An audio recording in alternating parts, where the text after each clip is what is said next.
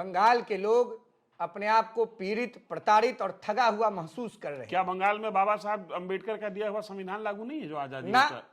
वामपंथियों ने भी लागू होने नहीं दिया और मां माती मानुष का नारा देकर एक हीरोइक पर्सनालिटी के रूप में देश की राजनीति में स्थापित होने का दम भरने वाली नेपोलियन, मुसोलिनी और हिटलर की प्रतीक के रूप में बंगाल की राजनीति में स्थापित मर्यादाओं को तार तार करने वाली तृणमूल कांग्रेस की सुप्रीमो आदरणीय ममता बनर्जी जी ने भी नहीं होने दी। रोहित जी, धर्म का और उर्दू अल्फाजों का बड़ा सम्मान करता हूं। उर्दू में और इस्लाम धर्म में सम्मानित महिलाओं को बानो कहा जाता है। तो ममता बानो के नेतृत्व में बंगाल में बस विकास एक व्यक्ति का हुआ है और उस व्यक्ति का नाम है उनका दुलरुआ भतीजा अभिषेक बनर्जी। कि बहुत देर कर दी हुजूर आते आते। अब जब ममता बानो को यह बुझा रहा है कि मुर्शिदाबाद की घटना के बाद अस्पताल में एक बच्ची के साथ जिस दरिंदगी से रेप हुआ उस घटना के बाद और बंगाल में जो आग लगा हुआ है उससे जो बंगाली अस्मिता जग गया है, बंगाल के लोग जागरूक हो गए हैं, ममता बानो के पांव के नीचे की जमीन खसक चुकी है। उस घबराहट में अब उनको दुर्गा जी याद आ रही है। अरे काली मां की गोदी में जन्म लेने वाली ममता बानो ने सनातन धर्म को मिटाने का भरसक प्रयास बंगाल की धरती पर किया। नमस्कार, आप देखना शुरू कर चुके हैं न्यूज फॉर नेशन। मैं हूं आपके साथ धीरेन्द्र। 2026 आज पहली तारीख है इस साल की, मतलब 1 जनवरी 2026 को हम आपसे मुखातिब हैं। यह साल इस देश की राजनीति के लिहाज से बड़ा महत्वपूर्ण होने वाला है। मैं बंगाल घूम के आया हूं और फिर जाऊंगा बंगाल। चुनावी साल है बंगाल के लिए और लोग कहते हैं, बंगाल में जब घूम रहा था तो इस तरीके की चर्चा सुनने को मिली कि 1970 के बाद से बंगाल विकास की दिशा में एक भी कदम आगे नहीं बढ़ाया। सत्ता परिवर्तन हुआ और सत्ता परिवर्तन होने के साथ लोग ये मानते हैं कि व्यवस्था परिवर्तित हो जाती है, लेकिन बंगाल एक ऐसा राज्य है जहां पर सीपीआईएम ने जो व्यवस्था कायम की थी उसी व्यवस्था पर ममता बनर्जी सवार हुई और आज वही व्यवस्था कमोबेश बंगाल में कायम है। बंगाल के चुनाव में मौलिक मुद्दे गौण हैं। बंगाल में चुनाव होने वाला है हिंदू और मुस्लिम पर। बंगाल में चुनाव होने वाला है स्थानीय और घुसपैठिया पर। हमारे साथ रोहित सिंह हैं, युवा चेतना मंच के राष्ट्रीय अध्यक्ष हैं। इनका अनुभव इस देश के लिहाज से, इस देश के भूगोल के लिहाज से और समाज और राजनीति के लिहाज से मैं कहूं तो बड़ा जबरदस्त है। बिहार से हैं, वाजिब हस्तक्षेप ये हिंदी हार्टलैंड में रखते हैं और इनसे हमारी मुलाकात हो गई थी बंगाल की सड़कों पर, कोलकाता की सड़कों पर। कोलकाता ये भी घूम रहे थे। मैंने पूछा, रोहित जी यहां आप क्या कर रहे हैं? जवाब रोहित जी का था, लेकिन सवाल आज फिर यही है कि रोहित जी आप बंगाल में कर क्या रहे थे? बंगाल चुनाव के मुहाने पर है, आप चुनाव लड़ते नहीं है, आपका संगठन चुनाव लड़ता नहीं है, आप बंगाल कर क्या रहे थे? क्योंकि मैंने आपको जिस स्थिति में बंगाल में देखा था, आप घूम रहे थे, बंगाल को समझ रहे थे और बंगाल के आम लोगों के कनेक्शन में आप जा रहे थे। मकसद क्या था आपका? देखिए, बंगाल कोई बांग्लादेश में थोड़े है, चाहे पाकिस्तान और अफगानिस्तान में, कि बंगाल जाने के लिए भारत सरकार के विदेश मंत्रालय से अनुमति लेनी होगी या बंगाल में कोई प्रधानमंत्री बैठते हों, वहां कोई पासपोर्ट अफसर बैठता हो, उसको ईमेल करना पड़े, जीमेल करना पड़े, उनसे अनुमति लेना पड़े। भाई पूज्य बाबा साहब अंबेडकर जी के दिए हुए संविधान के प्रावधान के आधार पर कश्मीर से कन्याकुमारी तक के भौगोलिक परिधि में कोई भी भारतीय नागरिक बिना किसी की अनुमति के आ सकता है और जा सकता है। बिल्कुल और सही बंगाल से तो बिहार का पुराना नाता है। अगर आपका भी जो पटना में मकान है उसके रजिस्ट्री का कागज आप जाकर के पिताजी से या चचा से मांगिएगा या माई से मांगिएगा तो रजिस्ट्री का कागज कलकत्ते का निकलेगा ना? बिल्कुल बिल्कुल बिल्कुल। पटना की सारी रजिस्ट्री कलकत्ता होती थी। बिहार में रजिस्ट्री जब कराना होता था तो लोग कलकत्ता जाते थे रजिस्ट्री कराने। मतलब बिहार और बंगाल का इतना आधिकारिक नाता है। 2007 में जब हम इंटर पास किए तो वकालत पढ़ने की इच्छा थी, तो वकील बनने के लिए जो पात्रता परीक्षा पास करना था, वकालत की पढ़ाई करनी थी, उसके लिए हम वर्धमान विश्वविद्यालय चले गए और वर्धमान विश्वविद्यालय से संबंधित एक कॉलेज में दुर्गापुर में नामांकन लिए।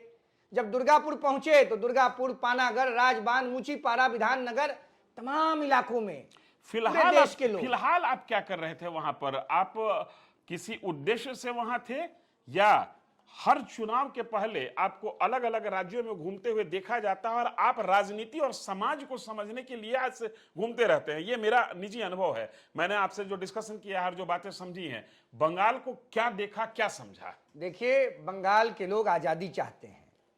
बंगाल के लोग अपने आप को पीड़ित, प्रताड़ित और ठगा हुआ महसूस कर रहे हैं। क्या बंगाल में बाबा साहब अंबेडकर का दिया हुआ संविधान लागू नहीं है जो आजादी ना, का? वामपंथियों ने भी लागू होने नहीं दिया और मां माती मानुष का नारा देकर एक हीरोइक पर्सनालिटी के रूप में देश की राजनीति में स्थापित होने का दम भरने वाली नेपोलियन, मुसोलिनी और हिटलर की प्रतीक के रूप में बंगाल की राजनीति में स्थापित मर्यादाओं को तार तार करने वाली तृणमूल कांग्रेस की सुप्रीमो आदरणीय ममता बनर्जी जी ने भी नहीं होने दी। रोहित जी, ममता बनर्जी 3 चुनाव जीत कर आई हैं और चौथे चुनाव के मुहाने पर हैं और आप उनको नेपोलियन, मुसोलिनी, हिटलर से उनकी तुलना अब आगे न सुनिए उनको क्या तुलना कर रहे हैं। मैं इस्लाम धर्म का और उर्दू अल्फाजों का बड़ा सम्मान करता हूं। उर्दू में और इस्लाम धर्म में सम्मानित महिलाओं को बानो कहा जाता है। तो ममता बानो के नेतृत्व में बंगाल में बस विकास एक व्यक्ति का हुआ है और उस व्यक्ति का नाम है उनका दुलरुआ भतीजा अभिषेक बनर्जी। ना तो ममता बानो को बंगाल के नौजवानों की चिंता है, ना बंगाल के श्रमिकों, गरीबों, वंचितों और हर वर्ग के लोगों की चिंता है। ममता बानो को अगर चिंता है तो उनके दुलरुआ भतीजा अभिषेक बनर्जी की चिंता है। पूरे देश के लोग जान चुके हैं कि बांग्लादेश के लोगों को बंगाल में इंपोर्ट करा के अपना वोटर बना के ममता बनर्जी जी बंगाल में पॉलिटिकल ट्रांसफॉर्मेशन कराकर बांग्लादेश, पाकिस्तान और अफगानिस्तान के संविधान को बंगाल में लागू करना चाहती हैं। उस बंगाल में जिस बंगाल ने इस देश को रामकृष्ण परमहंस दिया, स्वामी विवेकानंद दिया, ईश्वर चंद्र विद्यासागर, राजा राम मोहन रॉय, रविंद्रनाथ टैगोर जैसे असंख्य महामनीषी दिए। नेताजी सुभाष चंद्र बोस का जन्म तो उड़ीसा के कटक में हुआ, लेकिन थे तो बंगाल के ही। तो फिर आपकी कर क्या रही है ममता? आपकी केंद्र सरकार क्या करती है? ये सवाल जो आप बंगाल के सीएम से कर रहे हैं, ये सवाल तो केंद्र सरकार पर खड़ा होता है ना कि जब इतनी बड़ी कुव्यवस्था पश्चिम बंगाल में कायम है। अभिषेक बनर्जी जिनकी आप चर्चा कर रहे हैं, मैं वहां स्थानीय लोगों से मिला, स्थानीय लोग भी इस बात को कह रहे हैं कि ऐसा कोई करप्शन नहीं है पश्चिम बंगाल का जिसमें अभिषेक बनर्जी की भूमिका नहीं हो। लेकिन जो केंद्रीय एजेंसी, जिस ईडी और सीबीआई को विपक्षी दल केंद्र का हथियार मानता है, केंद्र की एक पार्टी मानती है विपक्षी पार्टियां, वो एजेंसी अभिषेक बनर्जी को लेकर शांत क्यों है? देखिए, आप भी लगता है कि बंगाल गए थे तो तृणमूल कांग्रेस के साथियों के साथ कुछ ज्यादा ही आपका संवाद हो गया है।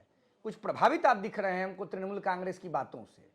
अरे सरकार और एजेंसी तो निष्पक्षता के साथ ना काम कर रही है, बिल्कुल, और निष्पक्षता के साथ काम करेगी। किसी भी प्रक्रिया को पूर्ण रूप में लेने आने में, मूर्त रूप लेने में समय लगता है। अच्छा। और बंगाल में चूंकि ममता बानो के नेतृत्व में सरकार चल रही है, हर जगह ममता बानो अपने लोगों को हाइड एंड सीक के तहत बचाने का प्रयास कर रही हैं। देखिए, एक तरफ जहां बाबरी मस्जिद को लेकर उत्तर प्रदेश जला दिया गया, मुलायम सिंह यादव ने राम मंदिर निर्माण आंदोलन के कार्यसेवकों पर गोलियां चलवाई।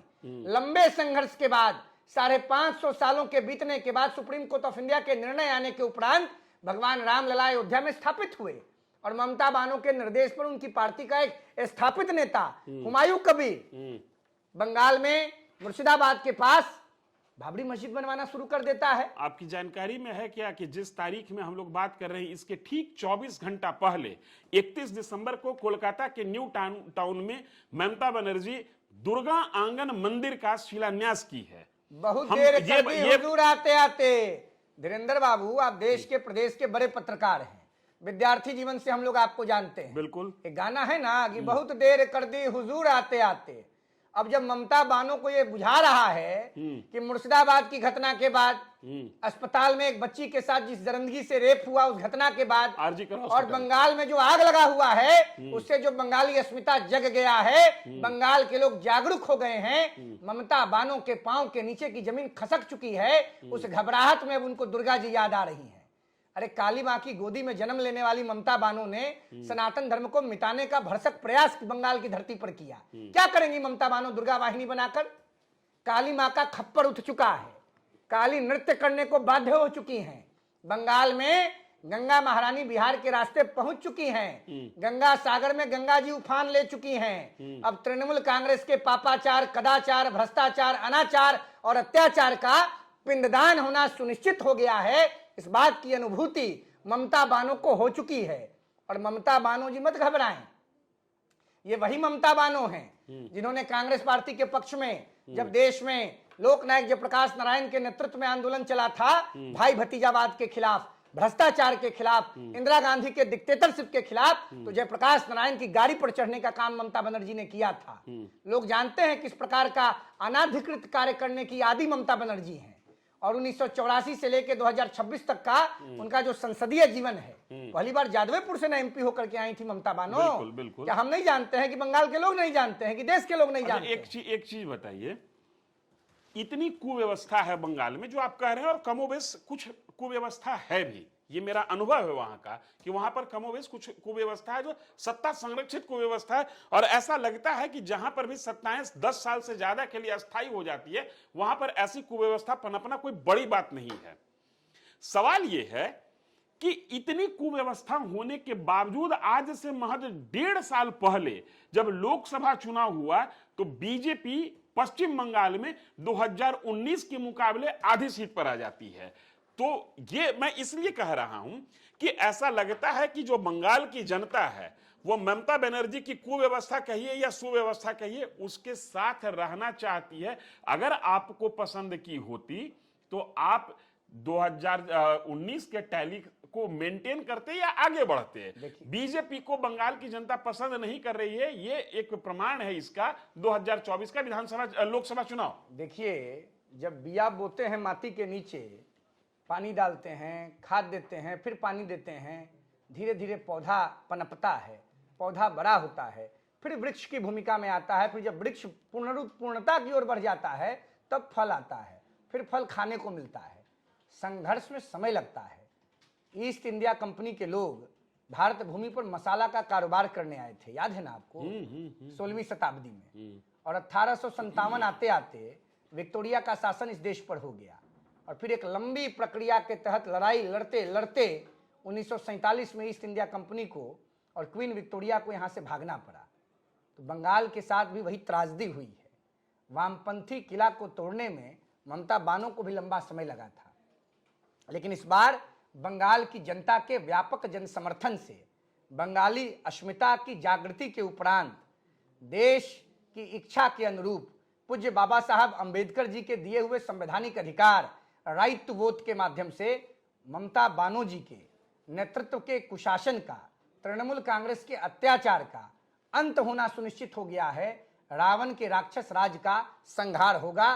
कृष्ण और राम पहुंच चुके हैं। बंगाल के लोगों की इच्छा से बंगाल के लोग भी जग चुके हैं। बांग्लादेश में जिस प्रकार से नाटक हो रहा है, बंगाल के लोग भी दुखी हैं। देश मर्माहत है और मुझे पूरा विश्वास है जिस प्रकार 1947 में देश को ईस्ट इंडिया कंपनी और विक्टोरिया के शासन से आज़ादी मिली थी, इस बार भी बंगाल की जनता को कुशासन से, कदाचार से जरूर आज़ादी मिलेगी। ये युवा चेतना मंच के राष्ट्रीय अध्यक्ष रोहित सिंह का निजी अनुभव है। वैसे पश्चिम बंगाल के बारे में मैं आपको बताऊं, बंगाल क्रांतिकारियों की धरती है। और हिंदू पुनर्जागरण की अगर बात करूं तो आधुनिक काल में हिंदू पुनर्जागरण का सूत्रपात भी बंगाल से ही हुआ। और 1857 की क्रांति की शुरुआत हुई बंगाल के ही बैरकपुर छावनी से हुई थी, जहां पर मंगल पांडे की गोली से, बंदूक से गोली निकली और पूरा हिंदुस्तान उस गोली की आवाज के साथ नाच गया। होगा क्या ये मैं नहीं कह सकता हूं, ये रोहित जी का अनुभव था कि बंगाल में परिवर्तन दिख रहा है। गंगा सागर में गंगा उफान पर है, होना ही है परिवर्तन। मैं जो बंगाल घूमा हूं इस पर, उस आधार पर हम अभी किसी कंक्लूजन पर नहीं आ रहे हैं और मेरा कंक्लूजन पर आना उचित भी नहीं है, क्योंकि कंक्लूडिंग लाइन बंगाल की जनता का होगा। बंगाल की जनता किसको माथे पर बिठाएगी और किसको फर्श पर बिठाएगी ये तय करना उनको है। लेकिन हम रोहित सिंह से चर्चा कर रहे थे कि बंगाल में होने क्या जा रहा है, बंगाल किस सेंटीमेंट पर और किन मुद्दों पर वोट करेगा। मैंने पहले ही आपको अपने संबोधन में कहा था कि बंगाल मुद्दों पर नहीं, बंगाल संवेदना पर वोट करने जा रहा है। और रोहित सिंह ने अपने विचार से इस बात को सत्यापित कर दिया कि बंगाल में इस बार मुद्दे नहीं संवेदनाएं चलेंगी। इस वीडियो में इतना ही, धन्यवाद।